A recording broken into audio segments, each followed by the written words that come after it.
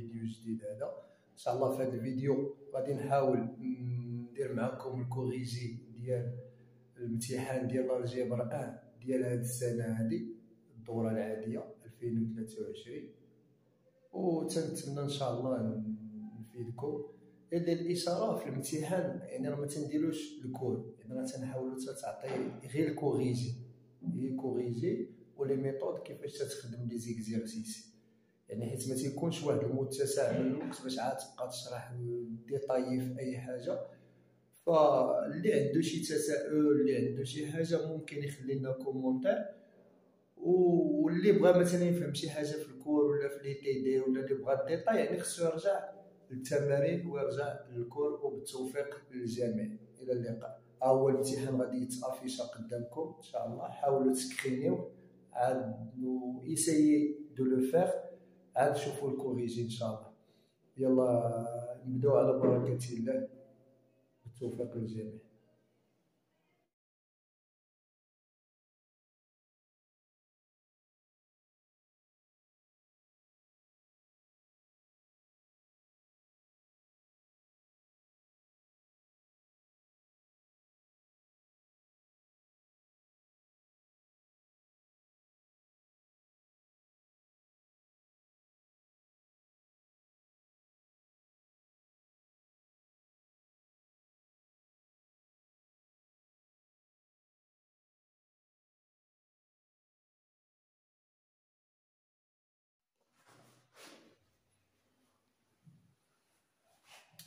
On commence alors par l'exercice 1.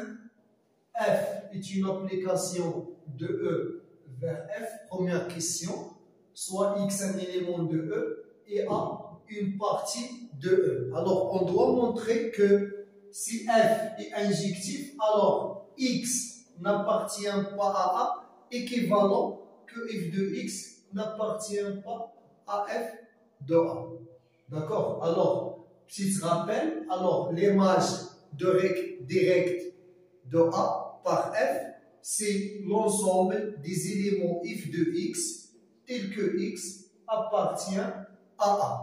Alors, je vais commencer par l'implication évidente. Alors, si f de x n'appartient pas à f de A, alors supposons que f de x n'appartient pas à f de A, alors c'est évident que x n'appartient pas à A.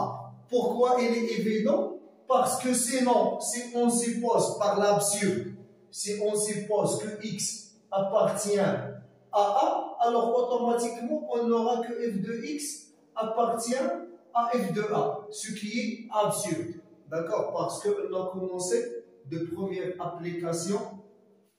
On a commencé par cette application. On a supposé que f de x n'appartient pas à f de A et on souhaite montrer que x n'appartient pas à A. D'accord? Alors, je répète, f de x n'appartient pas à A implique que x n'appartient pas à A, car par l'absurde, si on suppose par exemple que x appartient à A, automatiquement f de x appartient à f de A, ce qui est contredit avec f de x n'appartient pas à f de A. D'accord? Alors, f de x n'appartient pas à A implique automatiquement que x n'appartient pas à A. Maintenant, réciproquement, on suppose, ou bien soit x un élément qui n'appartient pas à A et on montre que f de x n'appartient pas à A. D'accord? On va montrer ça par l'absurde. Alors, on a x n'appartient pas à A. On suppose que f de x appartient à f de A. D'accord? Alors ça, f de x, c'est un élément de l'image de A. Alors cela signifie quoi? Cela signifie qu'il existe un élément de A. Il existe un élément, par exemple, y de A, qui vérifie f de x égale à f de y. Et puisque f est injectif, alors qu'est-ce qu'on aura? On aura que x égale à y. Et puisque y appartient à A, on aura aussi que x appartient à A, ce qui est absurde. Pourquoi? Parce qu'on a x n'appartient pas à A. Donc, ce qu'on a supposé f de x n'appartient à FA est absurde. D'accord? Alors, x n'appartient pas à A implique que f de x n'appartient pas à f de A. Et c'est ce qu'on veut montrer. Maintenant, deuxième question. Montrer que f est bijectif équivalent que quel que soit A appartient à pi de E, c'est-à-dire quel que soit le sous-parti de E, on a toujours l'image directe de la complémentaire de A dans E égale la complémentaire de f de A dans f. D'accord? Alors, premièrement, on va commencer, on va supposer que f est bijectif et on va essayer de montrer que quel que soit A appartient à P de E, on a toujours f de complémentaire de A dans A égale à le complémentaire de f de A dans f. Alors, ça c'est un ensemble et ça c'est un ensemble. Ça c'est un ensemble de f et ça c'est un ensemble de f. Alors, pour montrer l'égalité de deux ensembles, on va montrer double inclusion. D'accord? Alors, on a comme donné f est bijectif et on va montrer l'égalité de ces deux ensembles par double inclusion. Alors, pour cela, on va prendre un élément qui appartient à l'image de complémentaire de A dans E. Alors, soit y appartient à f de la complémentaire de A dans E. Alors, qu'est-ce que cela signifie? Signifie qu'il existe un élément x dans le complémentaire de A de E tel que y égale à f de x. D'accord? Alors, on a x appartient à le complémentaire de A, cela équivalent que x n'appartient pas à A. D'accord? Si x appartient à la complémentaire de A, automatiquement que x n'appartient pas à A. Alors, d'après 1, puisque f est bijectif, alors il est injectif et d'après 1, x n'appartient pas à A, équivalent que f de x n'appartient pas à f de A. Et c'est quoi f de x? C'est y. Donc, y n'appartient pas à f de A. Si y n'appartient pas à f de A, alors cela automatiquement implique que y appartient à la complémentaire de f de A dans f. Donc, alors, on apprenait y appartient à f de complémentaire de A dans E et on a trouvé que y appartient à la complémentaire de f de A dans f. Donc, première inclusion, elle est vérifiée. Maintenant, deuxième inclusion. On va prendre un élément y dans le complémentaire de f de A dans f et on va montrer qu'il appartient à f de complémentaire de A dans E. Alors, puisque f est bijectif, c'est-à-dire surjectif, d'accord? Alors, y appartient à l'ensemble d'arrivée. Donc, y ici appartient à la complémentaire de f de A dans f. Alors, il appartient à f. D'accord? Donc, puisque f est bijectif, c'est-à-dire surjectif, alors il existe au moins un antécédent. Ou puisqu'il est bijectif, alors il existe unique antécédent. Alors, cela implique qu'il existe x de E tel que f de x égale à y. D'accord? Et puisque y appartient à la complémentaire de f de A dans f, donc f de x appartient à la complémentaire de f de A dans f. D'accord? Alors, f de x appartient à la complémentaire de f de A dans f. Cela implique que f de x n'appartient pas à f de A.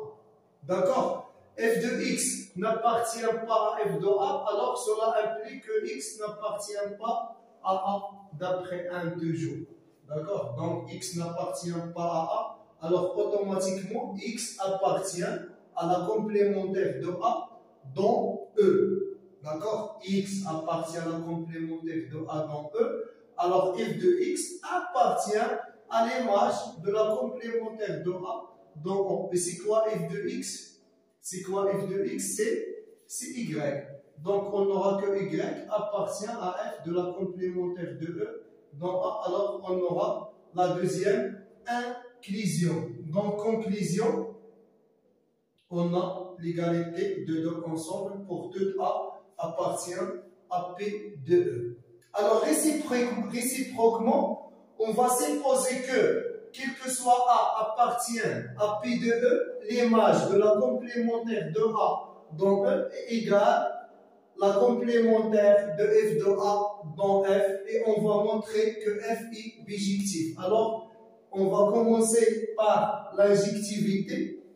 Alors, pour montrer l'injectivité, on a deux méthodes. Alors, première méthode, soit on prend deux éléments X et Y qui vérifient f de X égale à f de Y, et on va montrer que ça implique que X égale à Y. Sinon, on va montrer que on prend deux éléments X et Y qui vérifient X différent de Y, et on va montrer que ça implique que f de X différent de f de Y.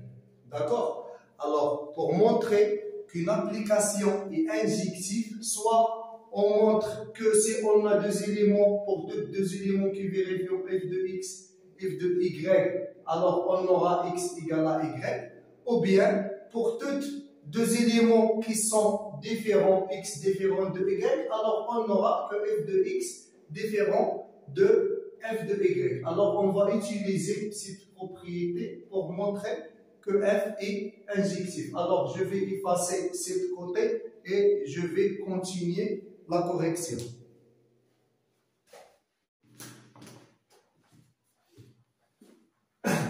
Alors, comme on a dit, alors on prend deux éléments X, Y de E, tels que X différent de Y, et on va montrer que f de X est différent de f de Y, pour montrer que f est injectif. Donc, alors, X différent de Y, cela implique que X n'appartient pas à l'ensemble constitué par l'élément Y. Et qu'est-ce que ça veut dire qu'X n'appartient pas à l'ensemble Y? C'est-à-dire que X appartient à la complémentaire de l'ensemble constitué par Y dans E. D'accord? Alors, X appartient à cet ensemble, c'est-à-dire que f de X appartient à f de complémentaire de Y dans E, et puisque on a dit que pour toute A, f de complémentaire de A de E égale à complémentaire de f de A dans F, c'est-à-dire que f de X appartient à la complémentaire de f de Y dans F. Donc F appartient à la complémentaire de f de Y dans F, c'est-à-dire que f de X n'appartient pas à l'image de f de Y. C'est-à-dire que f de X différent de Y, car sinon c'est f de X égale à f de Y, on aura que f de X appartient à f de Y, ce qui est absurde. D'accord? Donc on a supposé que X est différent de Y, et on a trouvé que f de X est différent de f de Y. Alors f est injectif. Maintenant, on va montrer la surjectivité. Alors pour montrer la surjectivité, on a deux méthodes. Alors soit on prend un élément Y de F et on montre qu'il existe un élément X dans E tel que f de X égale à Y. D'accord? Alors, je répète, soit on prend un élément Y de l'ensemble d'arrivée et on montre que Y admet au moins un antécédent pour montrer que F est surjectif. Soit on montre que l'image de l'ensemble de départ est égale à l'ensemble d'arrivée. Alors, nous, on va utiliser cette propriété. On va montrer que F de E égale à F. Alors, qu'est-ce qu'on a ici? On a quel que soit A appartient à P de E, F de la complémentaire de A dans E égale à complémentaire de F de A dans F. Alors on va prendre pour A égale à l'ensemble vide. D'accord? Alors on a F de E. C'est quoi E? c'est le complémentaire de l'ensemble de E dans F. D'accord? Alors, E égale, c'est le complémentaire de l'ensemble vide dans E. Donc, F de E, c'est F de la complémentaire de l'ensemble de E, c'est la complémentaire de F de l'ensemble de F. Puisque F est une application, alors F de l'ensemble vide égale à l'ensemble vide. D'accord? Alors, on aura F de E, c'est le complémentaire de l'ensemble vide dans F, c'est-à-dire égal à F. F de E égale à F. Donc, on n'aura que F est surjectif, par suite F est bijectif. Alors, conclusion de la question. Alors, on a F est bijectif équivalent que, quel que soit A appartient à P de E, F de la complémentaire de A dans E est égal complémentaire de F de A de F. On passe à la troisième question. Donc, troisième question, on définit sur P de E la relation binaire inférieure par, quel que soit A et B, deux éléments de P de E, A inférieur à B, équivalent que le complémentaire de A dans E est inclus dans le complémentaire de B dans E. Alors, première question, on doit vérifier que cette relation est une relation d'ordre. Alors, pour cela, on commence pour montrer qu'une relation est une relation d'ordre. On doit montrer qu'elle est réflexive, antisymétrique et transitive. Alors, on commence par la réflexivité. Alors, pour cela, on prend un élément de l'ensemble P de E et on montre que cet élément est en relation avec lui-même. D'accord? Alors, soit A appartient à P de E, alors on a complémentaire de A dans E, c'est égal au complémentaire de A dans E, alors on peut écrire que le complémentaire de A dans E est inclus dans le complémentaire de A dans E. Alors, et d'après la définition de cette relation, alors cela équivalent que A est en relation avec A. Donc, la relation est réflexive. Pour l'antisymétrique, on prend deux éléments tels que, par exemple, X est en relation avec Y et Y est en relation avec X et on montre que X égale à Y. C'est ça l'antisymétrique. Alors, on prend deux éléments A et B de P de E, tels que A est en relation avec B et aussi B est en relation avec A. Alors, A en relation avec B implique que le complémentaire de A dans E inclut dans le complémentaire de B dans A. Et B en relation avec A implique que le complémentaire de B est inclus dans le complémentaire de A dans E.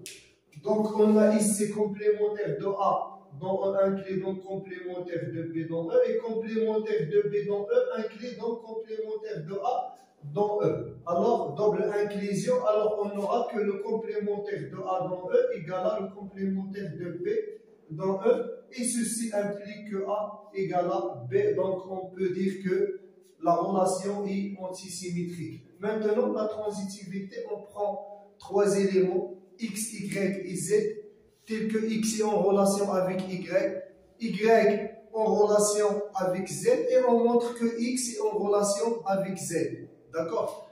Alors, on prend trois éléments A, B et C, des éléments de P de E, tels que A en relation de B, et B en relation avec C, et on montre que A est en relation avec C. Donc, A en relation avec B, équivalent que le complémentaire de A dans E inclus dans le complémentaire de B dans E.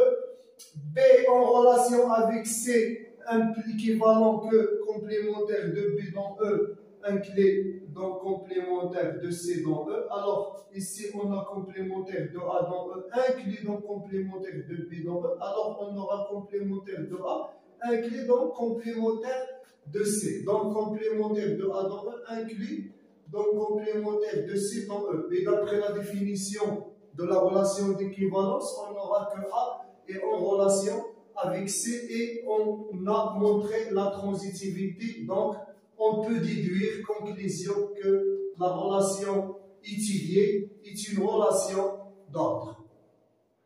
Maintenant, on va déterminer le plus grand élément. Alors, le plus grand élément, par exemple, si on travaille dans un ensemble E, d'accord? Alors, R est une relation d'ordre d'un ensemble E. Alors, si on a, quel que soit X appartient à E, il existe M appartient à E tel que X est inférieur à M, alors M appelé le plus grand élément. D'accord? Alors, quel que soit X appartient à E, il existe M appartient à E tel que X est en relation avec M. R est une relation d'ordre. Alors, pour déterminer le plus grand élément, on doit chercher l'élément où, quel que soit X, dans notre cas, quel que soit A appartient à P de E, on trouve que A est en relation avec un élément M. D'accord? Alors, qu'est-ce qu'on a? On a pour tout A appartient à P de E. Alors, toujours, on a l'ensemble vide inclus dans A. Pour tout A. D'accord? Pour tout A appartient à P de E, l'ensemble vide est inclus dans A. D'accord? Alors, c'est-à-dire que le complémentaire de A est inclus dans le complémentaire de B. Parce qu'on a toujours cette relation.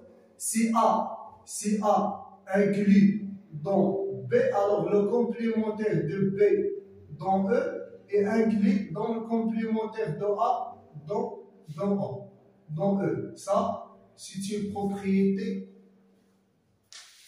Donc, alors l'ensemble vide inclus dans A équivalent que le complémentaire de A dans E inclus dans le complémentaire de l'ensemble vide dans E. Et d'après la définition de la relation d'ordre, alors on aura que A est inférieur à l'ensemble vide. D'accord? Alors, quel que soit A appartient à P de E, A est en relation avec l'ensemble vide. Donc, l'ensemble vide est le plus grand élément de P de E pour cette relation. D'accord? Alors, pour le plus petit élément, alors qu'est-ce qu'on a? On a, quel que soit A appartient à P de E, on a toujours A inclus dans P de E. C'est-à-dire que le complémentaire de E dans E est inclus dans le complémentaire de A dans E. Et d'après toujours la définition de la relation d'ordre, alors on aura que E est en relation avec A. D'accord? Alors qu'est-ce qu'on a? On a quel que soit A appartient à P de E est en relation avec A. Donc E est le plus petit élément de P de E pour cette relation. On passe à la deuxième exercice. On passe à l'exercice 2. R est une relation d'équivalence sur l'ensemble R étoile définie par quel que soit x, y appartenant à R étoile. X est en relation avec y équivalent que x moins 1 sur x égale à y moins 1 sur y. Alors, déterminer la classe d'équivalence d'un élément A quelconque de R étoile. D'accord? Alors, par définition, la classe d'équivalence de A, c'est l'ensemble des éléments B de R étoile tel que A est en relation avec B. D'accord? Alors, c'est l'ensemble des éléments de R étoile tel que A est en relation avec B est équivalent que A moins 1 sur A égale B moins 1 sur B. Donc, c'est l'ensemble des éléments B tels que A moins B plus, alors moins, je vais transformer moins 1 sur B à l'autre côté, donc c'est 1 sur B et ici moins 1 sur A égale à 0. Donc c'est A moins B plus A moins B sur AB égale à 0. Je factorise par A moins B, donc c'est A moins B facteur 1 plus 1 sur AB, donc on n'aura que A égale à B ou bien AB égale à moins 1. Donc, l'ensemble des éléments B qui vérifions la relation, c'est A, d'accord? B égale à A, c'est A. Et on a B égale à moins 1 sur A. C'est moins 1 sur A. C'est comme on résoudre une équation d'inconnu B. D'accord? L'inconnu de l'équation, c'est B. Mais A est collé. D'accord? On cherche la classe d'équivalence d'un élément quelconque A. C'est-à-dire un élément qui est collé. Donc, les classes d'équivalence A, c'est l'ensemble constitué par A et moins 1 sur A. Exercice 3. Déterminer deux entiers relatifs I et V tels que 89I plus 43V égale à 1. Alors pour cela, on va suivre l'algorithme d'Euclide. D'accord? Ça, c'est un exemple facile, mais à la fin de la vidéo, je vais faire un autre exemple pour savoir comment ça marche l'algorithme d'Euclide. D'accord? Alors on va prendre un nombre A, nombre B, Q c'est le quotient et R c'est le reste. C'est-à-dire on va diviser A sur B et ici le colonne de quotient et ici le colonne de reste. Et à chaque fois, on va rendre A B, d'accord? On va le nombre ici B, on va le rendre A et le reste, on va le faire à la place de B. D'accord? Alors je répète, l'ensemble B prend, l'élément B prend la place de A et le reste prend la place de B. Et à chaque fois, on divise A sur B, ici le quotient et ici le reste. Alors première fois, on va prendre 89, c'est A, et 43, c'est B. Alors on va diviser 89 sur 43. Alors, quotient, c'est 2 et le reste, c'est 3. Et ici, toujours, on va essayer d'écrire R en fonction de A et B. Donc, ici, 3. C'est quoi 3? C'est quoi 3? C'est 89 moins 2 fois 43. D'accord? Alors, le reste, 3, c'est 89 moins 2 fois 43. Alors, 43 va prendre la place de 89 et le reste va prendre la place de B. Et on va faire même algorithme. On va diviser 43 sur 3. Alors, quotient, c'est 14 et le reste, c'est 1. Donc, on a fini. On a trouvé le reste, c'est 1. Parce qu'on fait toujours l'algorithme jusqu'à trouver le nombre donné ici. Donc, c'est 1. On va essayer d'écrire 1 en fonction de A et B.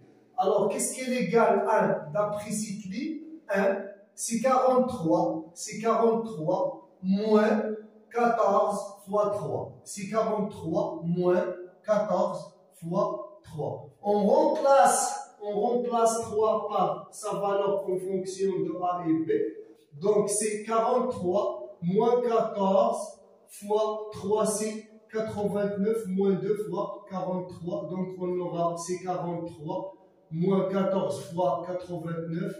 Et moins 14 fois moins 2, c'est plus 28 fois 43. Donc, on aura, c'est moins 14 fois 89 plus, alors 29 fois 43. Toujours ça, c'est 1. Donc, on a trouvé que 1 égale à moins 14 fois 89 plus 89 plus 29 fois 43. Donc, on a trouvé U égale à moins 14 et V, c'est 29. Déduire l'inverse de 43 dans Z sur 89 sur Z. D'accord? Alors, qu'est-ce qu'on a d'après cette question? On a 29 fois 43 moins 14 fois 89 égale à 1. Donc, on aura 29 fois 43 égale 1 plus 40 fois 14 fois 89. Donc, on va chercher les classes d'équivalence. Donc, la classe d'équivalence de 29 fois 43 égale la classe d'équivalence de 1 plus la classe d'équivalence de 14 fois 89. Alors, dans Z, sur 89Z, on a 14 fois 89 égale à 0 bar. D'accord? Donc, on aura la classe d'équivalence de 29 fois 43, c'est la classe d'équivalence de 29 fois la classe d'équivalence de 43, c'est 1 bar. D'accord? Alors, donc, l'inverse, produit de deux éléments égale à 1. Donc, 29 bars, c'est l'inverse de 43. Donc, l'inverse de 43 dans Z sur 89Z, c'est 29. D'accord? Si on multiplie 29 fois 43, on va trouver que c'est l'inverse de 43 dans Z sur 89Z. On passe à la dernière exercice. Pour l'exercice 4, soit A, B, C et D, 4 éléments de Z égaux, c'est-à-dire des entiers relatifs non nuls. Alors, première question, on doit montrer que si A divise BC et A et B sont premiers entre eux, alors A divise C. D'accord? C'est le théorème de Gauss. Alors, pour montrer que A divise C, c'est-à-dire qu'on doit montrer qu'il existe un certain cas tel que C égale à K fois A. C'est ce qu'on doit montrer pour montrer que A divise C. C'est-à-dire que C est un multiple de A. Alors, on va faire le départ grâce à les données ici. Alors, on a A divise BC. Qu'est-ce que cela signifie A divise BC? C'est-à-dire qu'il existe un certain cas de Z tel que BC égale K fois A. D'accord? A divise BC, c'est-à-dire que BC est un multiple de A. C'est-à-dire qu'il existe un élément K tel que BC égale à K fois A. D'accord? Et A et B sont premiers entre eux, équivalent d'après théorème de Bézon, qu'il existe unique couple IIV de Z carré tel que AU plus BV égale à 1. D'accord? Alors, on va chercher qu'il existe un nombre C égale à K fois A. Pour cela, on va multiplier ici les deux membres par C. Alors, je multiplie ici par C et ici par C. Alors, je trouve que C fois 1 égale à BV fois C égale à AU fois C. D'accord? Alors, je remplace parce que la relation que je cherche, je n'ai pas besoin de B. D'accord? Alors, je dois remplacer B. Alors, je vais remplacer B fois C, B fois C par KA. D'accord? Alors, je remplace B fois C par K fois A. Alors, j'aurai AUC plus BVA égale à C. Alors, je factorise ici par A. Je factorise ici par A. Alors, je trouve qu'A facteur ici plus KV égale à C. Et je peux considérer cet élément comme un élément de Z qui est égal à un certain K. Donc, C égale à K fois A. Alors, C est un multiple de A, c'est-à-dire que A divise C.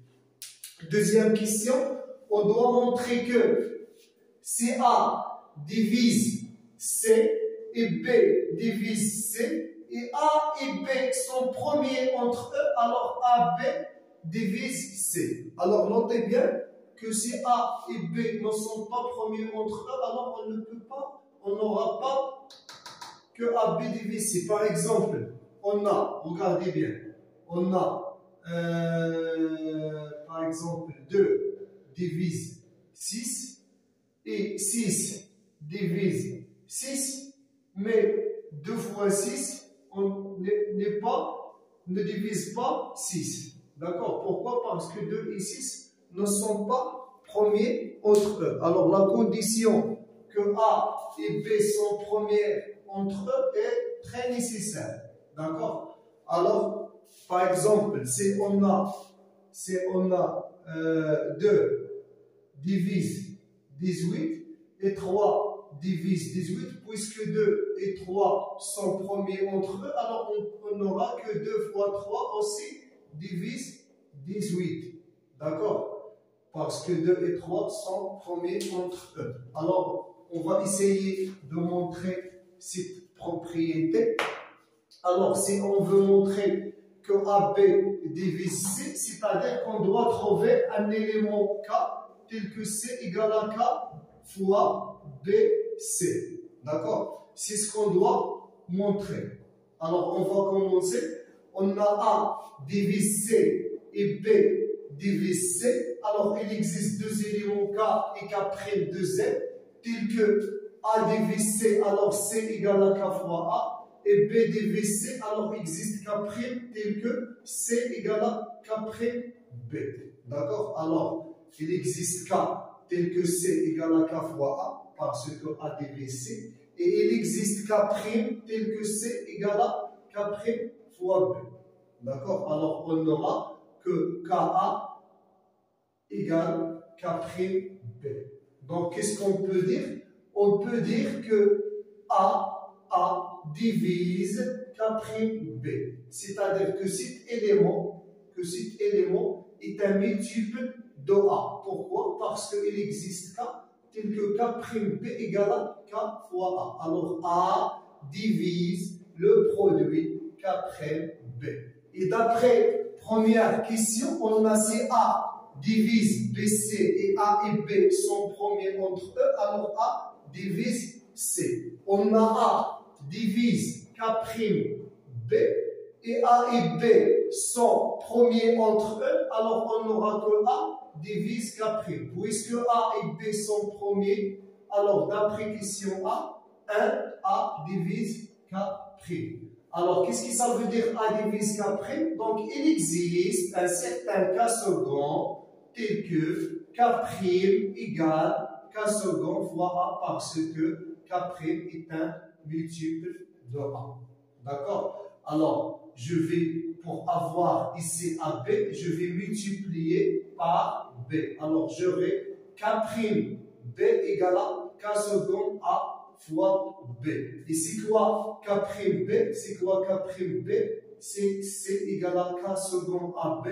Donc, AB divise C. D'accord? Alors, on passe à la troisième et la dernière question de cet examen.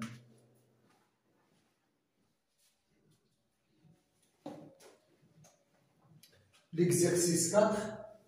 Alors, on suppose que A et B sont positifs, de nombres positifs, tels que A et B sont premiers entre eux. Alors, on doit montrer que l'application G qui fait associer chaque élément des Z sur A, B, Z, c'est-à-dire classe de A, B d'un certain X, par l'élément classe de A de X, classe B de X. Avec classe A de X appartient Z à Z et classe B de X appartient à Z sur BZ. Alors, on doit montrer que cette application est bijective. Alors, pour cela, on va montrer qu'elle est injective et après, on va montrer qu'elle est surjective. D'accord? Alors, on va montrer qu'elle est injective. Alors, l'injectivité, on prend deux éléments de G.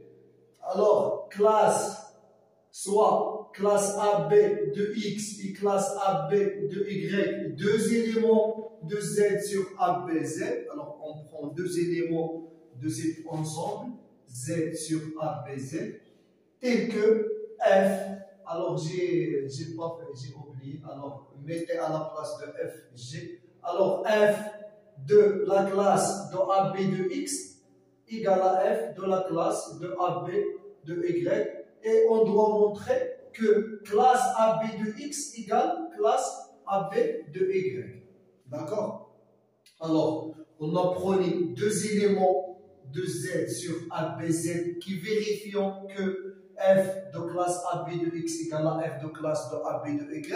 Et on doit montrer que classe de AB de X égale à classe de AB de Y. Pour cela, on doit montrer que X moins Y appartient AB fois Z. D'accord? Pour montrer que classe de X égale à classe AB de X égale à classe de AB de Y, on doit montrer que X moins Y appartient à l'ensemble AB fois Z. C'est-à-dire que X moins Y est un multiple de AB. D'accord?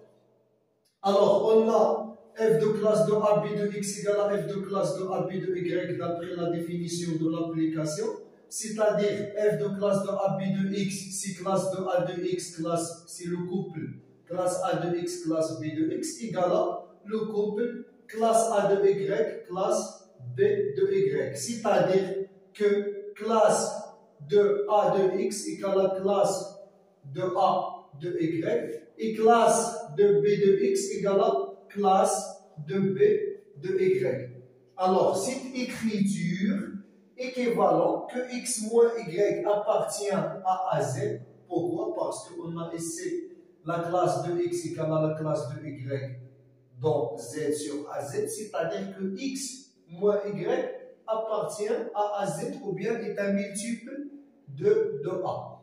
Et de la même façon, classe B de X égale à classe B de Y, équivalent que X moins Y appartient à BZ. Alors, on a X moins Y appartient à AZ et X moins Y appartient à BZ. Alors, cela équivalent que X moins Y appartient à l'intersection de AZ inter BZ. D'accord? Parce que X moins Y appartient à les deux ensemble. Donc, il appartient à l'intersection. Alors, on a, puisque A et B sont premiers entre eux, on a la relation AZ inter BZ égale à AB fois Z. Alors, on va montrer ça. D'accord? Mais notez bien que toujours, si A et B sont premiers entre eux, alors AZ inter BZ toujours égale à ABZ. En effet, alors on a AB fois Z inclus toujours dans AZ. Pourquoi? Parce que AB est un multiple de A. Parce qu'on a une propriété, alors c'est A divise B, alors cela est équivalent que BZ inclus dans AZ. D'accord? Alors on a A divise AB, donc ABZ inclus dans AZ. Et aussi ABZ inclus dans BZ. AZ inclus, ABZ inclus dans AZ et ABZ inclus dans BZ, alors ABZ inclus dans AZ inter BZ. Alors on a montré première inclusion. D'accord? Alors pour montrer que AZ inter BZ égale à ABZ, on va montrer double inclusion. Alors ici on a montré première inclusion, elle est facile, on a montré que ABZ inclus dans AZ inter BZ. Maintenant, on va montrer que AZ inter BZ inclut aussi dans AB fois Z. Alors, pour cela, on prend un élément de AZ inter BZ et on va montrer que C appartient aussi à AB fois Z. D'accord? Donc, puisque C appartient à AZ inter BZ, c'est-à-dire que C appartient à AZ, c'est-à-dire que C est un multiple de A, c'est-à-dire A divisé C, et aussi C appartient à BZ, c'est-à-dire que C est un multiple de B, c'est-à-dire que B divise C. D'accord? Alors, d'après cette écriture, on a A divise C et B divise C. Et on a aussi en même temps que A et B sont premiers entre eux. Alors, d'après deuxième question qu'on a fait, alors on a fait la deuxième question que si A divise C et B divise C et A et B sont premiers entre eux, alors AB, ça va diviser C. D'accord? Alors, d'après deuxième question, AB divise C. Ici, quoi AB divise C? C'est-à-dire que C appartient à ABZ. Donc, on aura la deuxième implication AZ inter BZ inclus dans ABZ. Donc, on a l'égalité. D'accord? Alors, X moins Y appartient à ABZ. D'accord? X moins Y appartient à Z inter BZ. et on a montré que AZ inter BZ égale AB égale AB fois Z. On a montré que AZ inter BZ égale ABZ. Donc on aura que X moins Y appartient à ABZ. Alors cette écriture équivalent que classe de AB de X égale classe de AB de Y. Donc F ou bien G est injectif. D'accord? Pourquoi? Parce qu'on a pris deux éléments classe AB de X et classe AB de X, tels que F de classe AB de X égale à F de classe AB de Y. Et on a trouvé que classe AB de X égale à classe AB de Y. Donc, il est injectif. Maintenant, on va montrer qu'il est surjectif. Alors, pour montrer qu'il est surjectif, on doit prendre un élément dans l'ensemble quelconque de l'ensemble d'arrivée. D'accord? Et on va montrer qu'il existe un antécédent dans l'ensemble de départ qui vérifie f de x égale l'élément qu'on a choisi. D'accord? Alors, soit classe A de M et classe B de N, un élément de Z sur AZ fois Z sur BZ. C'est-à-dire qu'on a prenez un élément quelconque de l'ensemble d'arrivée Z sur AZ, c'est classe A de M, classe B de N, et on va chercher un antécédent dans Z sur ABZ qui vérifie que son image égale à cette couple. D'accord? Alors on va commencer. Premièrement, on a A et B sont premiers entre eux. Donc d'après Bézout, il existe une couple IV de Z au carré tel que AI plus BV égale à 1. D'accord? Alors, première fois, on va multiplier par M. On va trouver que AUM plus BVM égale à M. Et encore, on va multiplier par N. On va trouver que AUN plus BVN égale à N. Et on va prendre X égale à on va prendre X égale AUN plus BVN. D'accord? On va poser X égale à AUN plus BVN. Alors, on va calculer classe de AB de X. C'est quoi classe de AB de X? Alors, d'après la définition de l'application, d'abord classe de AB de X, c'est quoi? F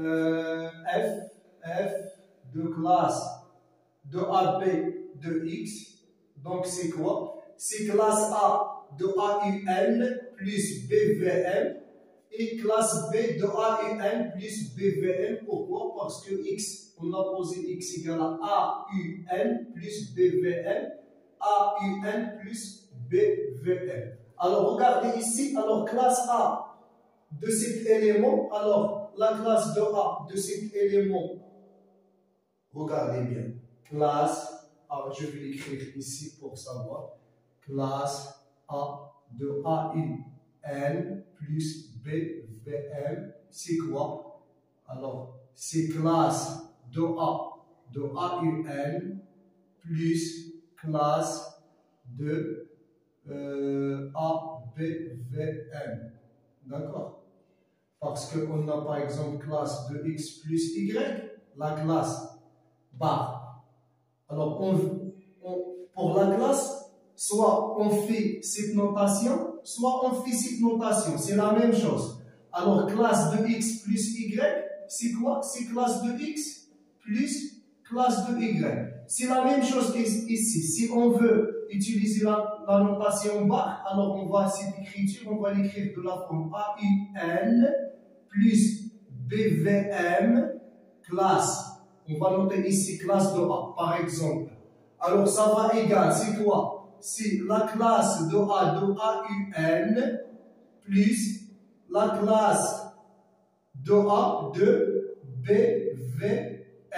Alors cette classe, ça va égaler à 0. Pourquoi? Parce que c'est un multiple de A. Alors la classe de AUN plus BVN, puisque ça est un multiple de A, alors ça va rester, ça c'est 0. Donc ces classes Alors, la classe de AIN plus BVM, c'est la classe de A, BVM. Et la classe de B, de AUN plus BVM, alors puisque BVM est un multiple de B, donc si la classe de cet élément c'est 0, donc ça va rester, c'est la classe de B, de AUN. D'accord? Donc, F de la classe AB de X, c'est quoi? C'est classe A de BVM et classe B de AIN. Alors, on va calculer classe de A de BVM et classe de B de AIN. Alors, qu'est-ce qu'on a d'après ça? Alors, on a BVM, c'est quoi? C'est M moins AIN. BVM, alors je vais écrire encore ici pour savoir. Alors, qu'est-ce qu'on a ici? On a BVM égale, c'est quoi? C'est M moins AUM. D'accord? Donc, la classe de BVM, la classe A de BVM, alors je vais faire ici pour bien comprendre, la classe A de BVM sera la classe de A de M moins la classe de A de AIM. Alors ça, c'est 0. Pourquoi? Parce que c'est un multiple de A. Donc, classe de BVM de A, c'est quoi? C'est la classe de M. D'accord? Alors, puisque BVM égale à M moins AIM, donc classe A de BVM, ça va égaler, c'est la classe A de M. Et de la même façon, on a AUN, c'est quoi? C'est N moins BVM. Donc la classe B de AUN, c'est quoi? C'est classe de BN. Pourquoi? Parce que BVM est un multiple de B, donc la classe de BVM, c'est 0. Donc la classe de AUN, B, c'est la classe de N. Donc qu'est-ce qu'on aura?